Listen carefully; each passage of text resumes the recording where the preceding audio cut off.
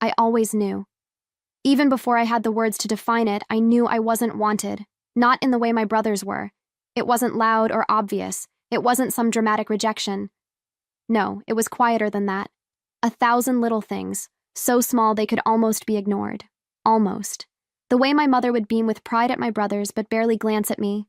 The way my father's voice softened when speaking to them but turned cold, clipped, when addressing me. I was there, tolerated, but never truly seen. A daughter, yes, but not the kind that mattered. Love in our house was never unconditional. My brothers were celebrated for the simplest things, a passing grade, a half-hearted attempt at sports. I had to be exceptional just to earn a nod of approval. I brought home straight A's, won debate competitions, outshined everyone in every room I walked into.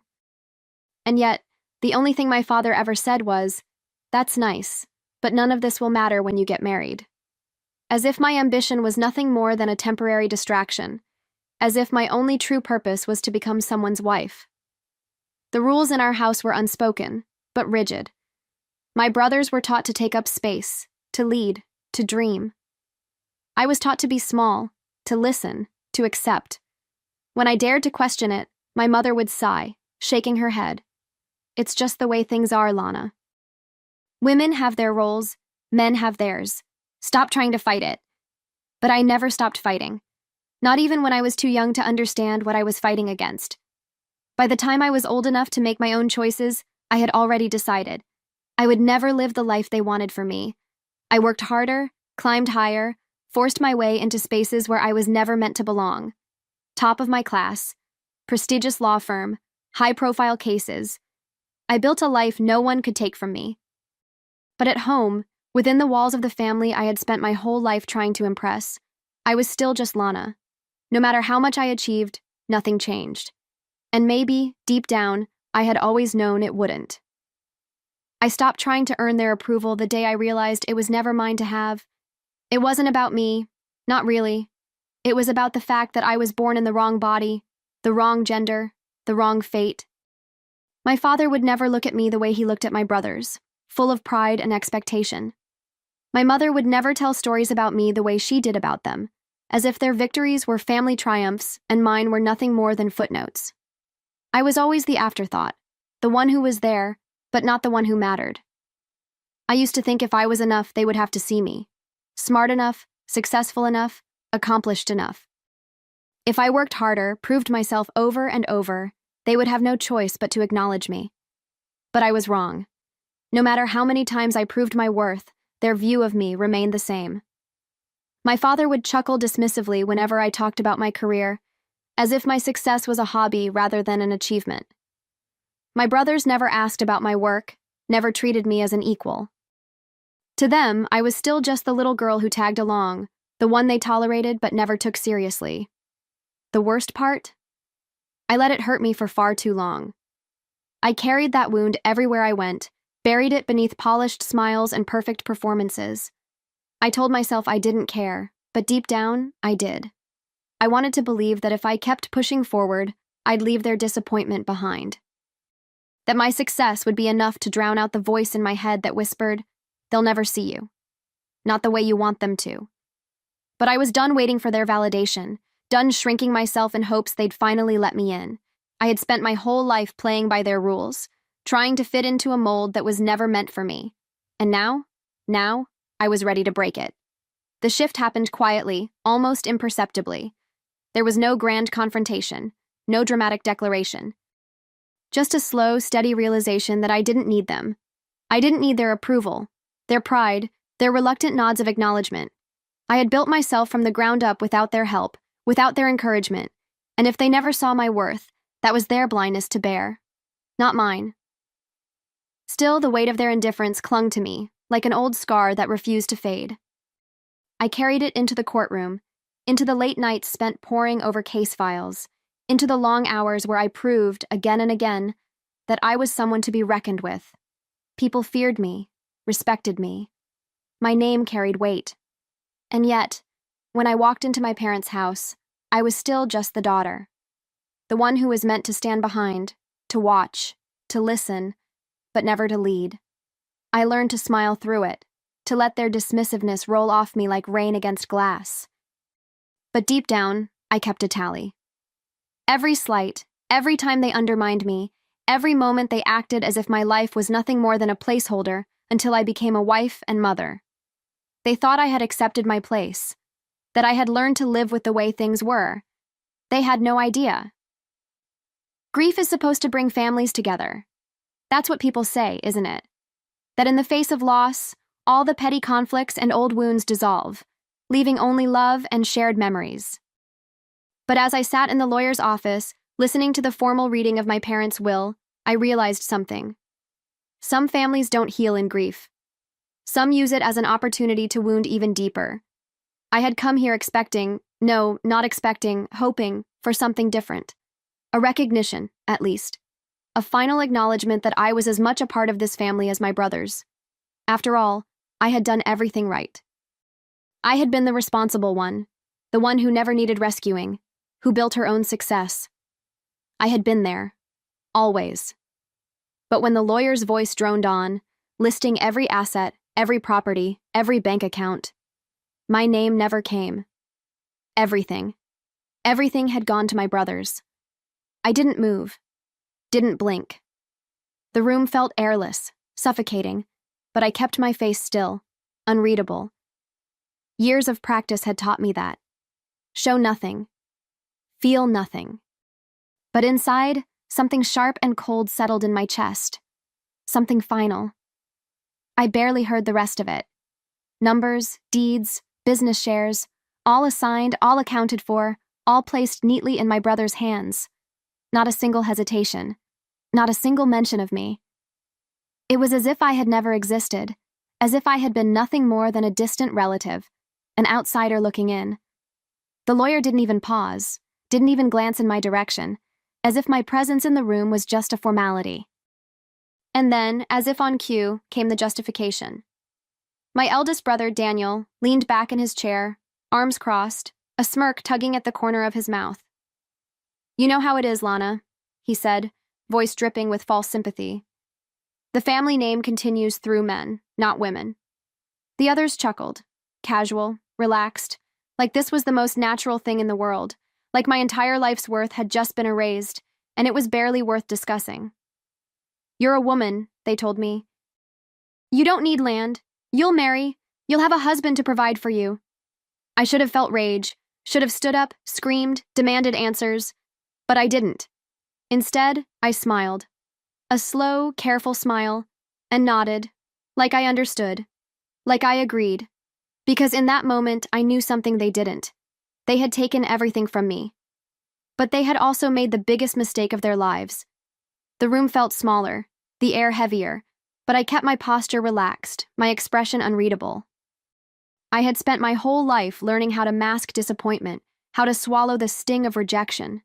This was no different. I wouldn't give them the satisfaction of seeing me break. "Of course," I said smoothly, as if the decision made perfect sense. "It's tradition, after all." Daniel grinned, like I had finally learned my place.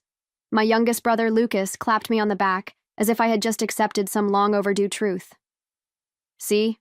No hard feelings," he said. "You should be grateful, Lana. You don't have to worry about any of this." Grateful. The word echoed in my mind, a dull throb beneath the quiet hum of my thoughts. They actually believed I would accept this, that I would smile and fade into the background, just like I always had. That I would take my place in the shadows and let them carry on as if I had never been here at all. I gave them one last look, letting the moment stretch, memorizing the smugness in their faces, the ease with which they dismissed me. Then I turned to the lawyer, extended my hand, and thanked him for his time. When I left that office, I wasn't the same woman who had walked in. They thought this was the end of the story. They had no idea. It was just the beginning. Revenge isn't about anger. It's not about lashing out or losing control. It's about precision, patience, knowing exactly when to strike. As I sat in my office that night, staring at the skyline beyond the window, I felt nothing but clarity. No rage, no grief, just a steady, quiet understanding of what needed to be done. My brothers had spent their lives underestimating me, dismissing me.